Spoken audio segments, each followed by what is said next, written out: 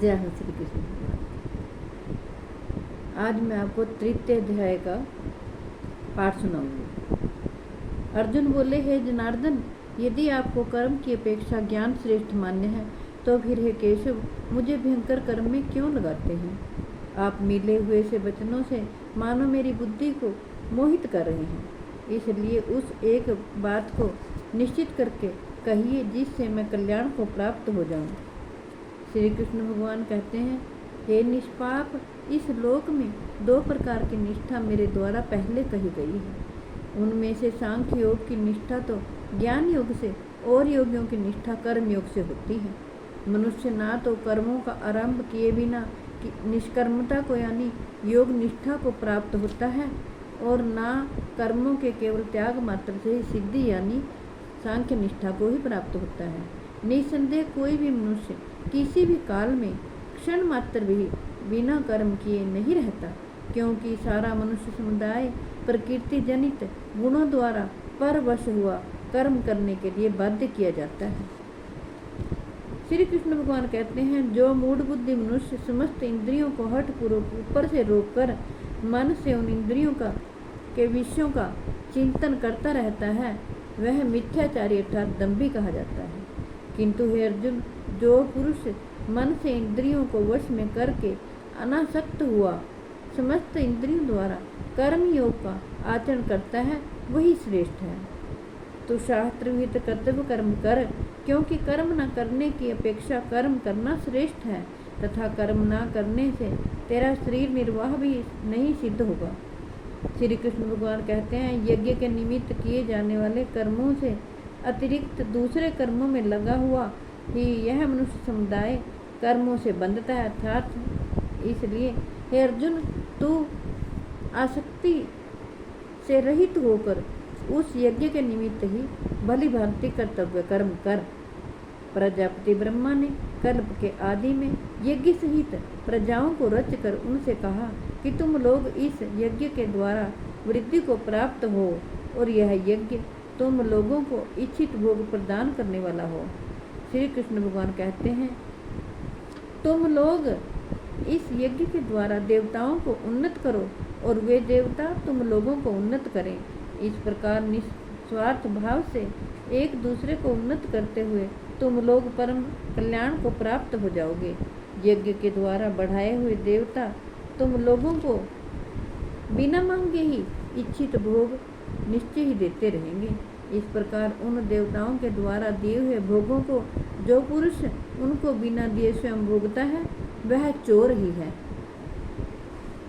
श्री कृष्ण भगवान कहते हैं, यज्ञ से बचे हुए अन्न को खाने वाले श्रेष्ठ पुरुष सब पापों से मुक्त हो जाते हैं, और जो पापी लोग अपना शरीर पोषण करने के लिए ही अन्न पकाते हैं, वे तो पाप को ही खाते हैं।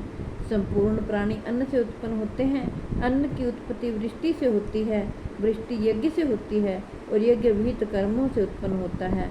कर्म समुदाय को तो वेद से उत्पन्न जान और वेद को अविनाशी परमात्मा से उत्पन्न हुआ जान।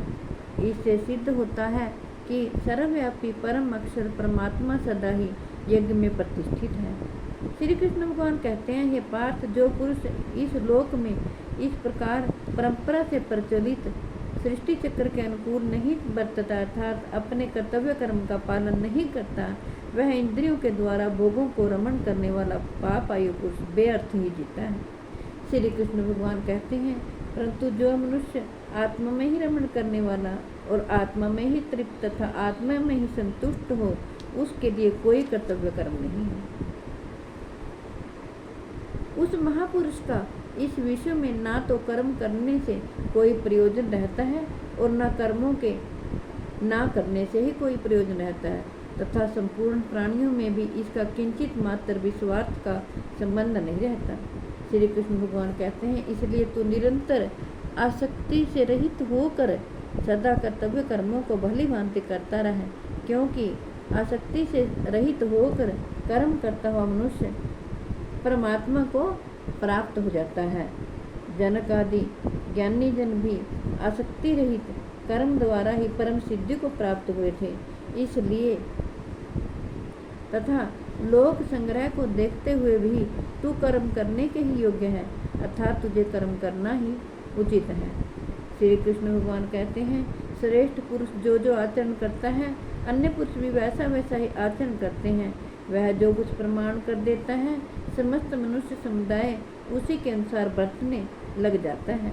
श्री कृष्ण भगवान कहते हैं, हे अर्जुन, मुझे इन तीनों लोकों में ना तो कुछ कर्तव्य है और ना कोई भी प्राप्त करने योग्य वस्तु अप्राप्त है, तो भी मैं कर्मों में ही बरतता हूँ।